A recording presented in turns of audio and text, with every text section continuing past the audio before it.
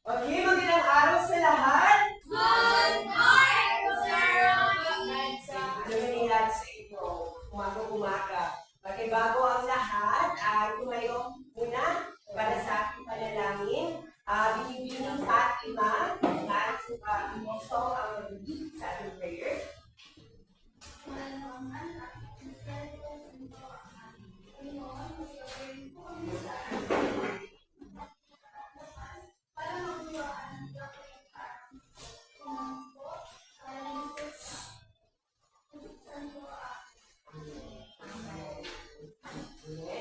Muli, bakit kayo umupo?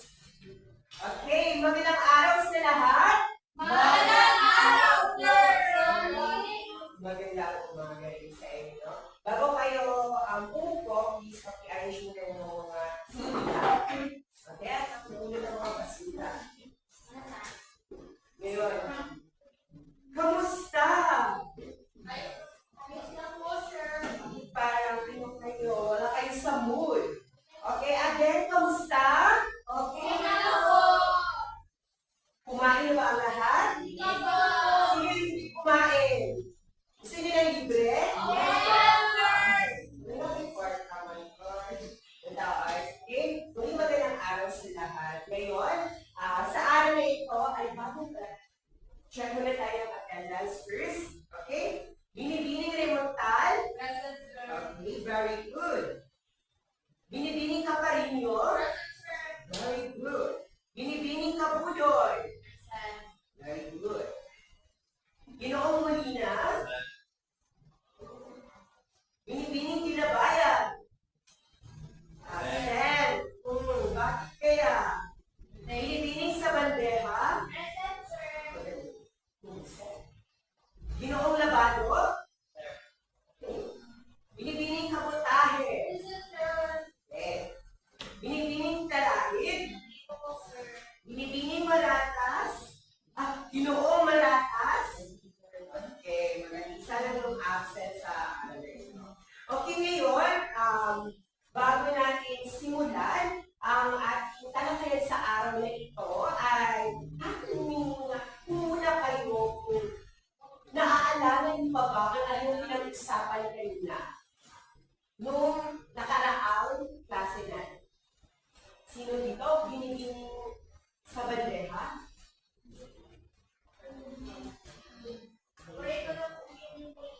Okay, magaling.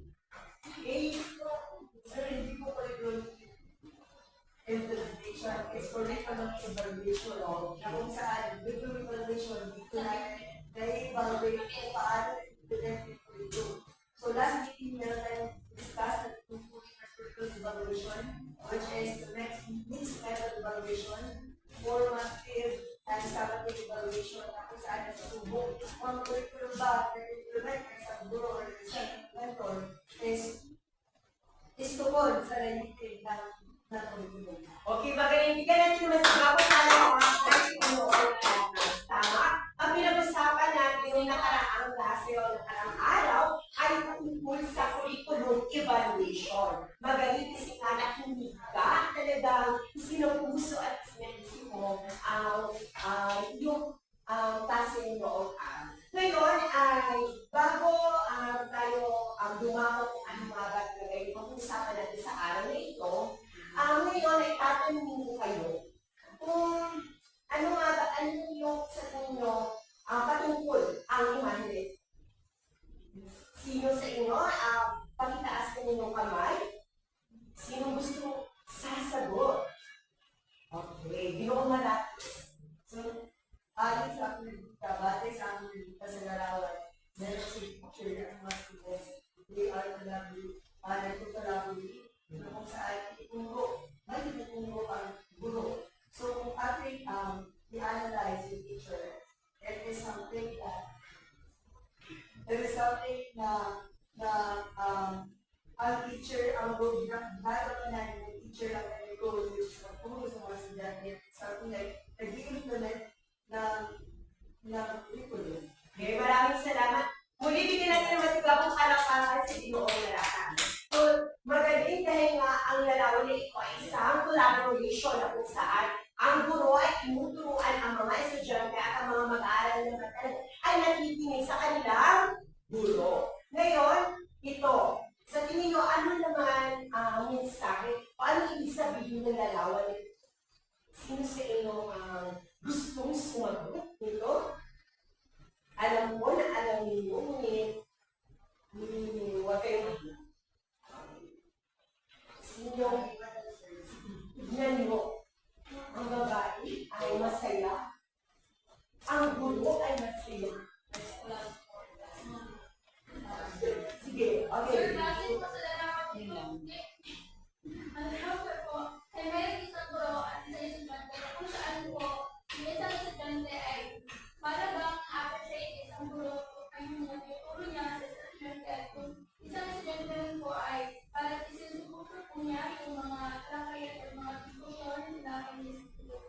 Okay, magaling!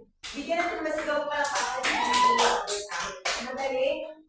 Yung guro ay tinuturuan niya mag-aaral at sinasapuso niya yung mga natutunan niya mula sa guro. At pamuli, sa tingin mo anong mensahe ng huling larawan? Sige, sandal, sir. Itong labado, gusto ko sagutan? Ito? Sa larawan, kita ko yung mga estudyante ay feel safe and happy sila ng sila. Okay! Magaling! Magaling tayo ang labado. Okay na, natutunan mo, nalaman mo kung ano ang mga kahulugan at kung larawan na iyon. Sa tingin ninyo, sa araw na ito, ano ang talaga yung ating pag-uusapan? Curriculum? Implementation. Magaling! Magaling talaga. Ang ating pag-uusapan sa araw na ito ay implementasyon ng curriculum. Ngayon, ano ang implementasyon ng curriculum? Ibang kamay nyo. Ibang kamay. Kasi nga, alam ko na lahat kayo ay magkagaling. Magkagaling. Ibang kamay nyo. Ay, hindi naman tayo. Tayo? Ito po yung pag-implement ng mga curriculum. Implement po sa isang institution. Okay. Ang nagdala ang sagot hindi kayo magkagaling. Sige, kasi nga, pinupush mo yung sarili mo, ikinuha natin. Yung mga sinasabi natin sa implementasyon ng curriculum, sinasabi natin curriculum, yung batayan ang mga tuntunin ng isang institusyon. Pag sinasabi natin implementasyon, ito yung verb, pagpapatupad ng implementasyon. Ay, pagpapatupad ng curriculum. Sinasabi natin implementation ng curriculum, ito yung pagpapatupad ng layunin, mga tuntunin ng isang institusyon. Napakalaga ng curriculum implementation sapagkat ito yung nagsisilbing gabay sa mga teacher at mga students to meet the needs of the students to para ma-achieve yung layunin. At kung hindi, mo yung pagpapatupad ng curriculum, maapektuhan ang learning ng mga students. Okay, magaling. Maraming salamat sa inyong pagkalakas. Ngayon, ang implementasyon ng curriculum ay ang proseso ng pagsasakatuparan ng mga plano at layunin ng curriculum sa aktwal na mga gawain sa silid, aralan, at iba pang aspeto ng paaralan. At tama nga yung sinabi ng buong nalakas at binibining rimuntan. Ngayon, ito ang mga pangunahing hakbang at konsiderasyon sa implementasyon ng curriculum. Una, binibining ang premyo. Ano una? Paghahanda ng mga guro. Paghahanda ng mga guro. Dapat na mga guro ay handa kasi sila.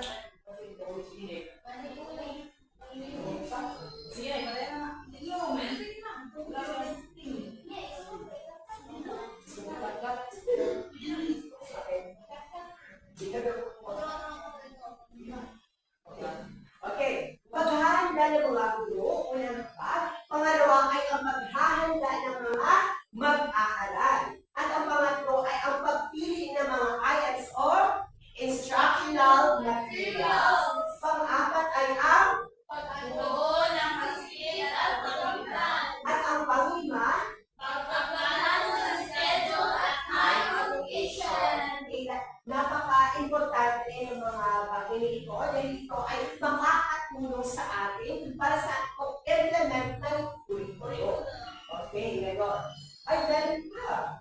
Nakalimutan ko. Ngayon, pagpapalupad ng teaching strategies, pagsubaybay at pagtataya. Sunod? Pagnak at pagpapabuti. Next. Pagkikipagpunan ng komunidad. At Pagsunod sa mga batas ng regulations. Magaling. Okay, ngayon. Bakit mahalaga ang implementasyon ng curriculum? Sa tingin mo, bakit ba Dito lang, sir. binigyan kalain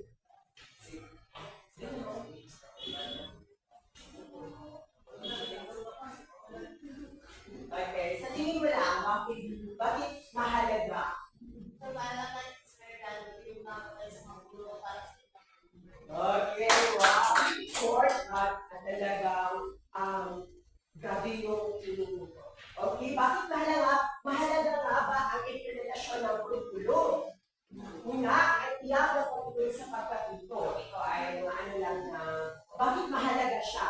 Pangalawa, standardisasyon ng edukasyon. Ang pangatlo ay ang pagpapaunlad ng guro. Pang-apat ay paghahanda ng mag-aaral sa hinaharap. At ang panghuli ay ang pagtataguyod ng pambansang paunlaran. Okay. So ngayon, tayo ay document sa pangkatalo. Ay naiintindihan nyo ba kung ano yung implementasyon ng kurikulum? Yes. Okay, ngayon. Para sa inyong pangkatang gawain. Handa na ba ang lahat? Handa Okay, na po. ngayon, yung ito. Dalawang grupo lang. Okay? Si Binibining Lemontal, Binibining Kamutahe, Binibining Jason ay magkasama hanggang si Ginoong Maratas, Ginoong Labado, Talain at Binibining Kaparino yung magkakasama naman sa ito. Ngayon ay sasagutan ninyo ay bibigyan ko kayo ng dito yung sasagutan inyong pangkatang gawain. Sagutan ay ano nga ba ang papel ng implementasyon mo? Sa tingin niyo, ano ang implementasyon ng kurikulum? Bibigyan ko kayo ng 5 minuto upang sagutan ang katanungan na ito. Okay?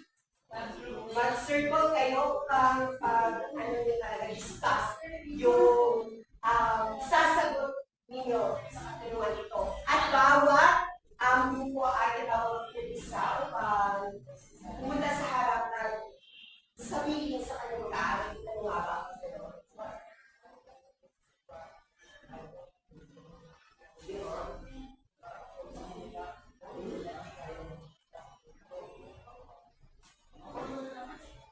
Okay. Mag-circle kayo. Bibigyan ko kayo ng 5 minuto.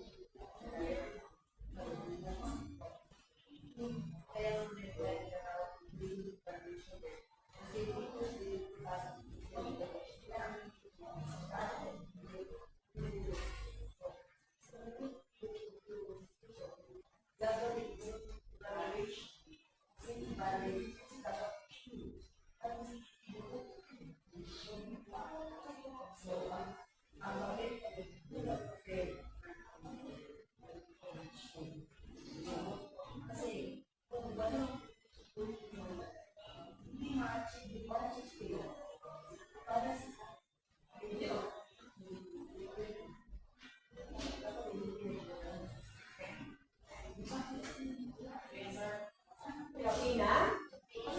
Meron pa. Meron lamang kayo 2 minuto para sagutan.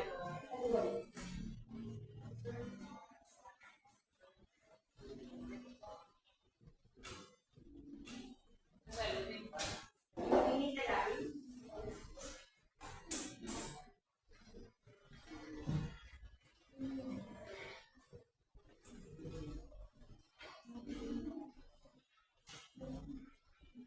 Maraming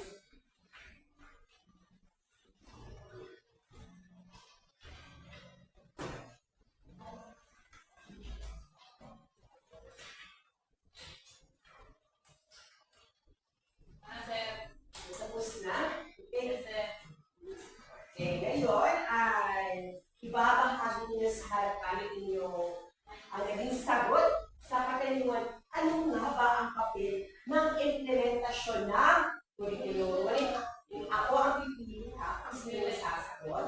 Okay, para sa unang pangkat, yung sasagot ay si Bibining Talago. Okay, bigyan natin ng masikap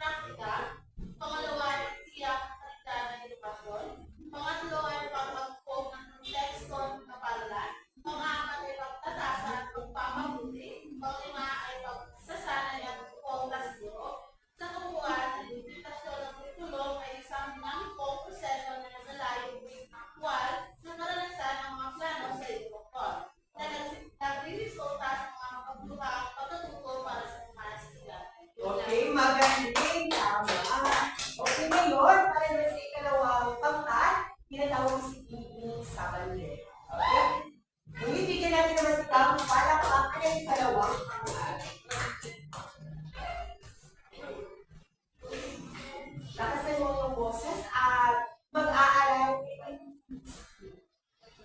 So, ang papel namin doon, ang implementasyon ng curriculum ay mahalaga sa pagpananayik nito na magbigay ng tamang edukasyon sa mga mag-aaral.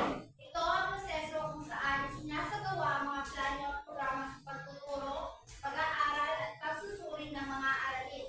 Sa pamamagitan ng maayos na implementasyon, maaaring matugunan ang mga pangangailangan at layunin ng edukasyon ng isang bansa o institusyon. Okay, magaling. Talagang nakinig kayo kanina sa ating diskusyon patungkol sa implementasyon ng curriculum. Ngayon ay dumako naman tayo sa ating susunod na gawain. Ito ay individual task. May bibigyan ko kayo ng papel. At sasagutan ninyo ang sumusunod. Get one and task. Diyan ay ilalagay yung mga kasagutan. Ito ang mga katanungan. Una, ano ang implementasyon ng curriculum? Ito ay may 3 puntos. Pangalawa, ano ang mga pangunahing hamon na kinakaharap sa pagpapatupad ng curriculum? Ito ay may 3 puntos din. At ang panghuli o pangatlo ay bakit mahalaga ang implementasyon ng curriculum? Magbigay ng 4 na halimbawa. Ngayon, bibigyan ko kayo ng 5 minuto. Okay, 10 minutes o 5 minutes. 5 minuto upang sagutan ang mga sumusunod. Okay? Ano naman? Fast forward.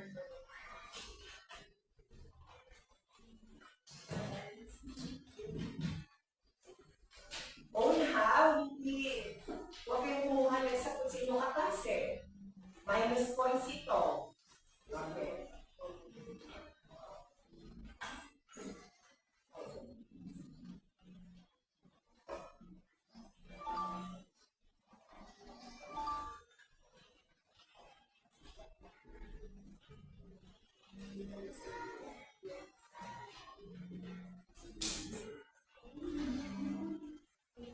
Kaya ninyo ginagawa.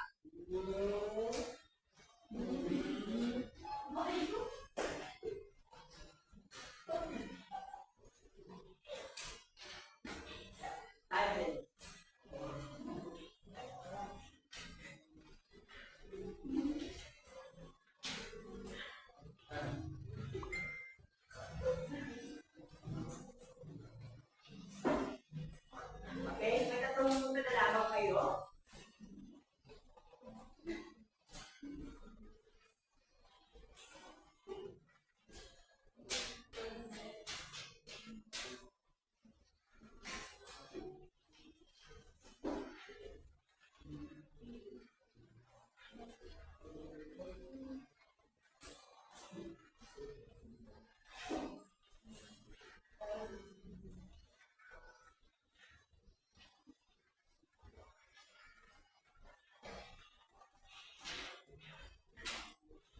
Isang minuto na lamang ang titira. Sir, Wala, sir. mamaya ay kumalit tayo bawat. Okay, hintay kami yung titira. Okay?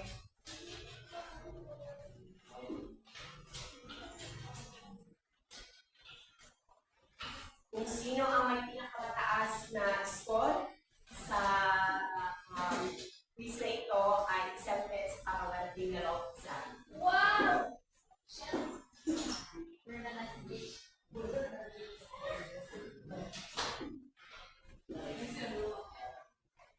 Okay, 10, 9, 8,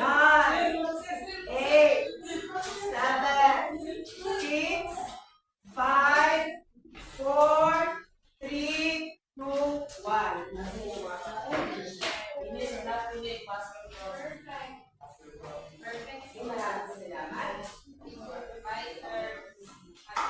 Tayo tapos binibigay mo lahat. At para naman sa inyong takdang aralin, ay gumawa ng isang maliit na video sa loob ng 3 minuto kung gaano kahalaga at ano ang proseso ng implementasyon ng curriculum.